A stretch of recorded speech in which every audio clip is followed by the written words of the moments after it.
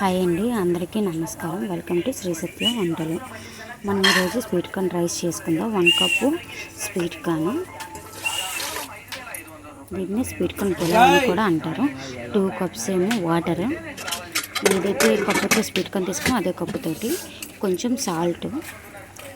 Early morning మనం స్కూల్కి carriage కట్టడానికి బాగా యూజ్ అవుతుంది. ఇది 5 మినిట్స్లో అయిపోతుంది. దాన్ని 3 విజిల్ వేసిన తర్వాత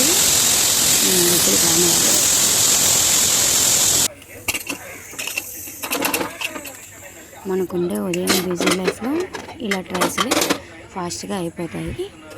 దాన్ని ఉడికాయో లేదో ఒకసారి చెక్ చేసుకోండి. 6 వెల్లుల్లి డబ్బలు, 2 ఇంచీల అల్లము బాగా మ్యాక్స్ చేసుకొని పక్కన పెట్టుకోవాలి. అలాగే 1 కప్పు ఆనియన్, అది మిస్ అయ్యింది. పెనం బాగా హీట్ అయిన తర్వాత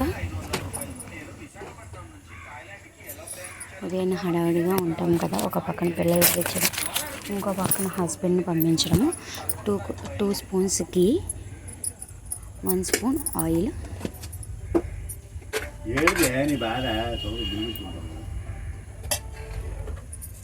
ఆయిల్ హీట్ అయిన తర్వాత 4 లవంగాలు, 2 యాలకులు, 1 అనాస మొగ్గ అండ్ 2 ఇంచుల దాల్చిన చెక్క. ఈ 2 బాగా అయిన తర్వాత కొంచెం వేగిన తర్వాత కొంచెం జీలకర్ర లేదా సాజీరున్న వేసుకోవచ్చు. 1 ఆనియన్, 2 ఇంచులు, 2 పచ్చిమిరపకాయలు వేసుకొని బాగా ఫ్రై చేయాలి. అట్లనే తర్వాత అల్లం వెల్లుల్లి పేస్ట్ కూడా వేసుకోవాలి. అది కూడా బాగా పచ్చివాసన పోయినంత వరకు ఉంచుకొని